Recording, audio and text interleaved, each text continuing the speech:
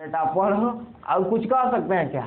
कुछ नहीं कह सकते हैं। जैसे देखिए सबसे पहला क्वेश्चन था, होमवर्क का ही क्वेश्चन था, आप समझो तो ये सब कि सिद्ध करे, क्वेश्चन नंबर 1 है, ठीक है। सिद्ध करे कि √5 एक अपरिमेय संख्या है। यही प्रश्न था ना। अब बताइए √2 भी आप सीखे, √3 भी सीखे ना। तो √5 करने में क्या दिक्कत था? खाली संख्या तो चेंज करना था, 2 की जगह पर 5 लिख देना था, 4 की जगह पर 25, जब स्क्वायर उसका 25 हो जाएगा ना, तब 25 लिख देना था, काट देना था। सब चीज आपको जो है कल एकदम विस्तृत रूप से आपको बताया गया है, इसलिए आज भी आपका ही होमवर्क के रूप में छोड़ दे रहे हैं।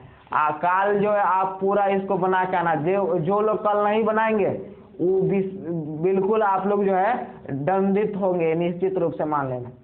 दूसर का क्वेश्चन क्या है? दूसर का बनाने आएगा कि नहीं? ऐसा क्वेश्चन हम लोग पढ़े कि नहीं? तो दूसर का पढ़े हम लोग 3, मैंने सिद्ध करे, यही लिखा है इसमें भी, सिद्ध करे कि 3 + 2 √5 एक अपरिमेय संख्या है। यही ना है, अपरिमेय संख्या। इसमें देखो वहां पर माइनस वाला बताए थे, यहाँ पर प्लस वाला दिया हुआ है। तो ई भी वैसे ही बनता जैसे जो है एक आपको माइनस प्लस वाला बताए थे कब, तो ई भी आपका बन जाता है। ई कौन कौन बना के आए हैं बताइए? कोई नहीं बनाए, तब बना देते हैं इसको। लेकिन गड़बड़ है, आप लोग को जो है ऐसा क्वेश्चन हम कल प्लस माइनस वाला बताए थे, आपको बना के आना चाहिए, तो सेम वैसा ही बनेगा। क्या करना रहेगा? सबसे पहले देखो ध्यान से समझते चलना है, जिसको नहीं पता चले पूछना है पूजा, ठीक है अंजलि, पूछना है, और नहीं तो फिर गड़बड़ हो जाएगा। अभी शुरू है, अभी से अगर दिमाग में नहीं ये सब एडजस्ट होगा तो अभी बहुत चीज पढ़ना है, तब कैसे एडजस्ट होगा। इसलिए शुरू से कमजोर नहीं होते चलना है, अभी जो है मजबूत होते चलना है, ये सबको सीखते चलना है, मेहनत करना है। देखिए सबसे पहले क्या लिखेंगे? मान लिया कि 3 + 2 √5 एक कैसा संख्या है? परिमेय संख्या है। जस्ट विपरीत मानते हैं, विरोधाभास का नियम हम लोग को लगाना है। तो अपरिमेय संख्या सिद्ध करना तो हम क्या मानेंगे? परिमेय संख्या मान लेंगे। इसलिए क्या होगा? 3 + 2 √5 बराबर P/Q, क्योंकि परिमेय संख्या को हम लोग P/Q के रूप में लिख सकते हैं ना, तो लिख दिए। अब बताइए हमको खाली इधर √5 रखना है, बाकी सबको उधर ले जाना है।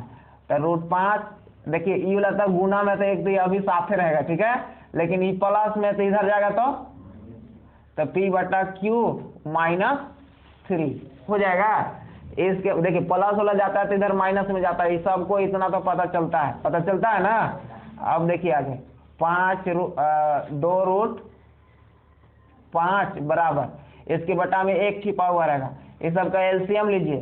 तो Q और 1 का एलसीएम लेंगे तो कितना होगा? Q होगा। अब Q से Q में भाग लगेगा, 1 आएगा, 1 को P से गुना कीजिए, P होगा माइनस E से इसमें Q आएगा, Q को 3 से गुना करेंगे तो 3Q। अच्छा ये सब जोड़ घटाव आता है कि नहीं आप लोगों को? मैंने समझ में आता है कि नहीं? आता है ना यहाँ पर कि कैसे होता है? तो भिन्न के जोड़ जिसको आता होगा उसको ही समझ में आता होगा, और जिसको नहीं वो भी आता होगा तब तक गड़बड़ है एकदम। आगे देखिए अब जो है बताओ तो पुष्पा 2 को किधर ले जाया जाए जल्दी से? ये 2 को जो है किससे मल्टीप्लाई करके रखे तो? P से, Q से, सभी से, या फिर नीचे वाला Q से? नीचे वाला से होगा, बहुत बढ़िया। कारण है कि इधर जो मल्टीप्लाई में होता है इधर आता है तो बटा में आता है ना। तो अब देखिए जो है √5 बराबर क्या हो गया? P - 3Q बटा में 2Q हो गया, जो कि कल ऐसा एक चीज आया था, बस इतने काम किए थे, अब बेसी नहीं किए थे। यहाँ अब क्या करना है? यहाँ P, 3, Q, तथा 2 सभी क्या है? पूर्णांक है, पूर्णांक है। इसलिए तो सभी पूर्णांक संख्या क्या होता है बता दो? इसलिए p-3q बटा में 2q एक परिमेय संख्या है, परिमेय संख्या है। इसलिए √5 भी एक परिमेय संख्या होगा, लेकिन √5 एक अपरिमेय संख्या होता है, अतः विरोधाभास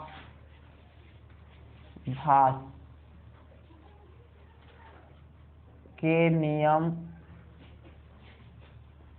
से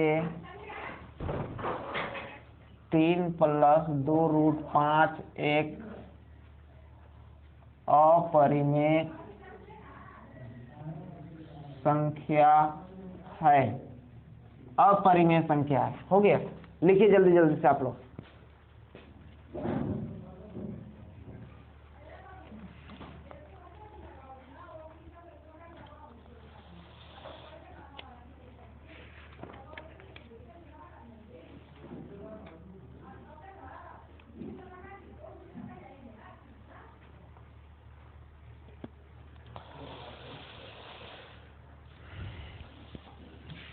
और घर पर जाके इसको रिवीजन करते रहना है, नहीं कि जो है यहाँ पर पढ़ लिए अब हो गया। आपको जो है ये सब क्वेश्चन जो है बार बार पढ़ते रहना चाहिए। कल आपको जो है सब प्लस माइनस वाला एक बताए थे, तो उसको अगर आप 2 बार पढ़े रहते तो ई वाला जो है अपने से बना लेते। इसमें कुछ नहीं करना था, बस √5 बराबर तो ला के इधर दिखाना था कि ये सब पूर्णांक है, तो पूर्णांक है तो परिमेय संख्या पूर्णांक होता है। लेकिन ई और ई तो दोनों बराबर है, तो इहो एक परिमेय संख्या होगा। लेकिन हम लोग तो जानते हैं कि √5 हो गया, √3 हो गया, √2 हो गया, क्या चीज होता है? अपरिमेय होता है। तो इसलिए जो है कैसे क्यों ऐसा प्राप्त हुआ? तब विरोधाभास के नियम से ही जो है ये हो गया। हमारी मान्यता गलत थी।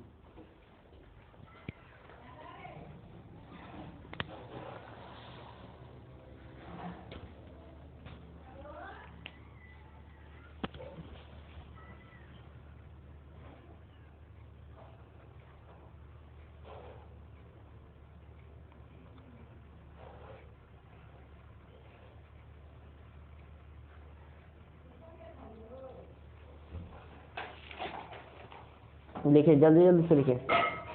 अब अगर किसी को कहीं पर डाउट है, अगर समझने में परेशानी है, विकास दिक्कत नहीं है ना आज? अगर दिक्कत होगा कहीं तो पूछ सकता है, या कोई भी पूछ सकता है। जिसको जहाँ पर दिक्कत हो पूछ सकता है कि हमको वहाँ पर समझ में नहीं आया, फिर से बताइए। हम आपको जो है 10 बार बताएंगे। अगर 10 बार समझ में नहीं आएगा तो टेंशन नहीं लेना है, लेकिन लाजाना शर्माना नहीं है कि हम कैसे पूछें, ये चीज़ ध्यान देना है आपको।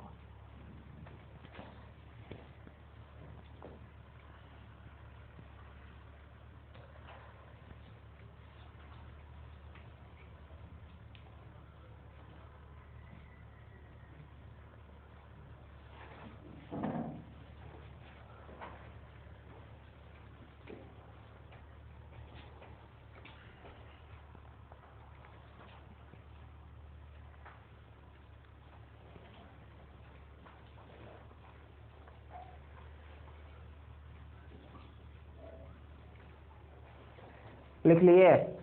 अब देखो ना, हमको सिद्ध करना कौन है? 1/√2 वाला सिद्ध करना कि सिद्ध कीजिए कि निम्नलिखित संख्याओं में अपरिमेय संख्या कौन, मतलब अपरिमेय संख्या सिद्ध करना है। क्या है पहला? तो 1/√2, दूसरा का है 7√5 है, और है एक फिर है 6√2।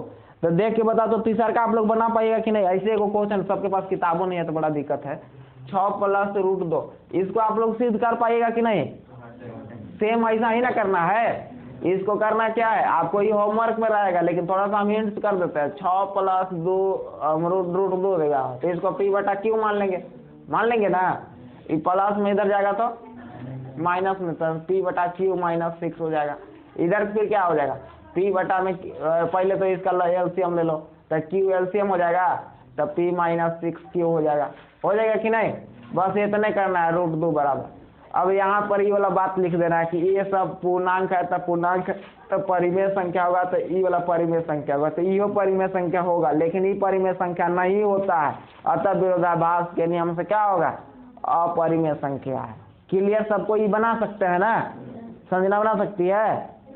हाँ, तो गड़बड़ाना नहीं है। फिर इसका देखो, दूसरा देखो, दूसरा क्या चीज दिया हुआ है, दूसरा दिया हुआ है, दूसरा आप लोग देख लेना, दिया हुआ है 7√5 दिया हुआ है ना। तो 7√5 दिया हुआ, तो इसको भी वैसे ही मान लेना कि मान लिया कि 7√5 एक अपरिमेय संख्या है। मान सकते हैं कि नहीं, हमारी परिमेय संख्या है। इसके बाद इसको p/q के रूप में लिख देना। अब बताइए, गुना में इधर आएगा तो बटा में होगा, p/7q। अब देखिए इतना हो जाएगा। फिर यहाँ लिख देना कि p/7q सभी पूर्णांक है, इसलिए जो p/7q एक परिमेय संख्या है, इसलिए √5 भी एक परिमेय संख्या होगा, क्योंकि ये दोनों आपस में बराबर है ना।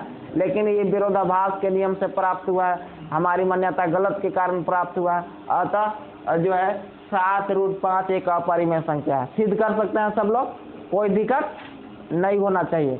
अब जो है एक है 1/में √2 को सिद्ध करना, इसको चलो हम बताते हैं।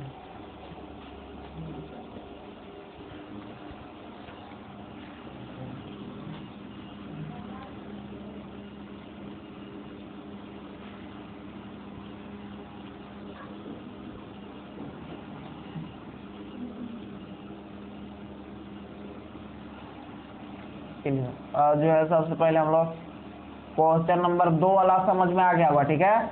क्वेश्चन नंबर 2 तो बता ही दिए। क्वेश्चन नंबर अब 3 का पहला, तो पहला क्या है, तो सिद्ध करें कि 1/में √2 अपरिमेय संख्या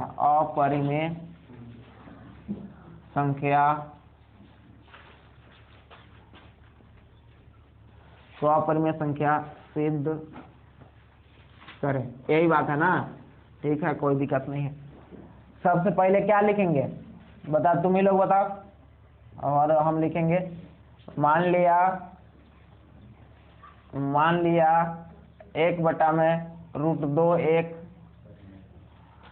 परिमेय संख्या है, लिख सकते हैं ना। तो इसलिए क्या हो जाएगा, 1/में √2 बराबर p/q, क्योंकि परिमेय संख्या को देखो p/q केवल नहीं मानेंगे, a/b भी मान सकते हैं, कुछ भी चर राशि मान सकते हैं, ठीक है। लेकिन हम लोग शुरू से पढ़ते आ रहे हैं कि परिमेय संख्या को p/q से सूचित करते हैं, इसलिए आदत हो गया तो p/q ही लिखते हैं, ठीक है। नहीं तो a/b भी लिख सकते थे। अब देखिए यहाँ पर क्या होगा, तब अभी जो है इधर बट्टा में इधर जाएगा, ये तो गुना हो जाएगा, और ई वाला इधर जाएगा तो इधर गुना हो जाएगा। तब q को 1 से गुना कर दीजिए, तो 1q हो जाएगा, तो छुप जाएगा। अब इसको गुना करिए तो √2p हो जाएगा ना। अब रूट हमको हटाना पड़ेगा यहाँ पर से, ये इसमें तो रूट हटाने के लिए क्या करना होगा, दोनों तरफ वर्ग करने पर, देखिए थोड़ा सा समझ लीजिए, इसके बाद लिखिएगा, ठीक है। नहीं तो आप लोग लिखते चलते हैं, बाद में पता चला कि कुछ समझो में नहीं आया, गड़बड़ा जाएगा उसका। अब जो है इन दोनों का वर्ग कर दिए, दोनों तरफ वर्ग कर दिए, तो q का वर्ग किए तो q² हो गया। इसका वर्ग करेंगे तो देखो ई और ई आपस में मल्टीप्लाई में गुना में है ना, तो गुना में है तो √2 का स्क्वायर होगा, तो √2 का स्क्वायर होगा, यानी कि √2 गुना √2, तो √4 और √4 का वर्गमूल कितना होता है, 2 होता है। तो इसका किए तो 2 हुआ, और इसका करेंगे तो क्या होगा, p² होगा। अब देखिए इधर गुना में है, इधर आएगा था बटा में होगा, q² बटा में 2 बराबर p² हो गया। अब इस बटा का मतलब क्या होता है, भाग होता है ना, तो यहाँ पर देखिए क्यू स्क्वायर जो है 2 से विभाजित है कि नहीं। क्यू स्क्वायर के नीचे बट्टा 2 लगल है, तो इसका मतलब है कि क्यू स्क्वायर में 2 से भाग लगाना है, यही ना। तो वही बात लिखना है यहाँ पर, कि जैसे कल लिख रहे थे, यहाँ क्यू स्क्वायर 2 से कोमा का चिन्ह लगा के यहाँ लिखना, नहीं तो क्यू स्क्वायर 2 फिर नहीं बढ़िया उसका अर्थ निकलेगा, ठीक है। क्यू स्क्वायर कोमा 2 से विभाजित है, इसलिए क्यू भी 2 से विभाजित होगा। अब देखिए यहाँ पर हम लोग करते क्या है कि जौवन का मान आ जाता है, ठीक है। जैसे कि यहाँ पर Q का मान के बारे में यहाँ लिख दिया ना, तो अब पुनः मानते हैं। यहाँ पर सबको याद होगा कि यहाँ पर क्या करते हैं, पुनः मान लिया। अब बताइए P बराबर माने कि Q बराबर माने, तो जिसका काम खत्म हो गया, इसका काम खत्म हो गया, तो तो जरूरी है नहीं है, ठीक है। तो ये वाला बराबर मानेंगे। यहाँ पर जिसके विषय में लिख लेते हैं ना कि विभाजित हो गया, तो उसी के विषय में मानते हैं। तो चलिए हम लोग मानते हैं, पुनः मान लिया Q बराबर। तो Q बराबर क्या मानते हैं, तो सबको पता है कि Q बराबर क्या मानते हैं। तो इसमें जो संख्या रहता है, एक समीकरण 1 लिख देते हैं, ठीक है। तो इसमें जो संख्या रहता है उस संख्या भी मानते हैं, और क्या मान लेते हैं, एक नया चर राशि मान लेते हैं, कुछ भी। तो चलिए हम नया चर राशि क्या मान लेते हैं, C। तब पुनः मान लिया Q बराबर 2C। अब इसका मान जो है, Q का मान समीकरण 1 में रखने पर नीचे दिखाई देता है सब लोगों के, नहीं ऊपर लिखे हैं, चलो कोई बात नहीं है। तो अब देखिए यहाँ पे, और जो समीकरण 1 देख के यहाँ से लिखो, क्या लिखा हुआ है, Q स्क्वायर बराबर 2P स्क्वायर। अब यहाँ पर रख देते हैं हम लोग Q के जगह पर 2C, तो 2C का स्क्वायर, यहाँ स्क्वायर है तो इसको स्क्वायर लगाना जरूरी है ना, बराबर 2P स्क्वायर। अब देखिए इसका स्क्वायर करेंगे तो क्या होगा, 2 का स्क्वायर 4C स्क्वायर बराबर 2P स्क्वायर। अब देखिए 2 1 2, 2 दूना 4, यानी कि अब देखो यहाँ पर ये 2 से कट गया, तो अब 2 इधर बटा गुना में इधर आ गया तो बटा में होगा, तो C स्क्वायर बराबर क्या हो जाएगा, T स्क्वायर बटा में 2।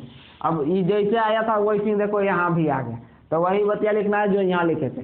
यहाँ P स्क्वायर 2 से विभाजित है, इसलिए P भी 2 से विभाजित होगा। यहाँ अब देखिए नीचे लिखना है, ठीक है। यहाँ P तथा Q दोनों का उभयनिष्ठ गुणनखंड 2 है। यहाँ P तथा Q दोनों का उभयनिष्ठ गुणनखंड 2 है। इसके बाद जो है इसलिए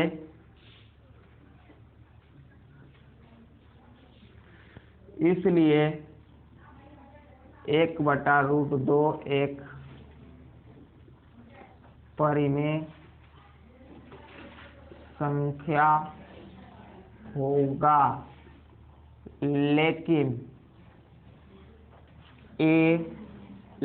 A हमारी गलत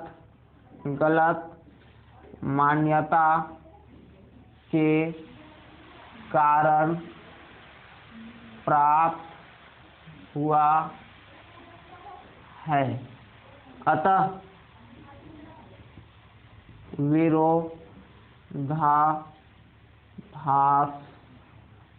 के नियम से 1/√2 एक अपरिमेय संख्या है। हो गया, आप लोग भी लिखिए जल्दी से इसको। और जिसको अगर कहीं पर दिक्कत हो तो पूछ सकते हैं दोबारा कि हमको वहां पर नहीं समझ में आया। लिख ली तो शोभा। पीछे से 2 कॉपी करते रहती है कार्य बना के आई थी बढ़िया। तू भी ऐसी बनाई है ना सरोज? ठीक है।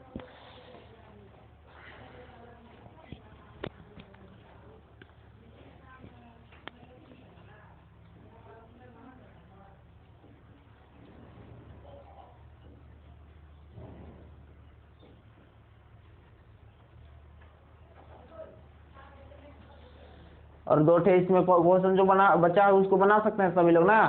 वो जो है होमवर्क के रूप में रहेगा, आपको उसको बना करना है। अब चलिए हम लोग जो है ना इसको लिख लीजिए। तो प्रश्नावली 1.4 का जो बेसिक पॉइंट है उसको हम लोग पढ़ लेते हैं कि उसमें क्या क्या चीज हमको पढ़ना है। ठीक है, और आपको फिर समझ में आ जाएगा। तो प्रश्नावली आपको खुद बनाना रहता है, टेंशन रहता ही नहीं है। चलो इसमें इतना ही रहेगा।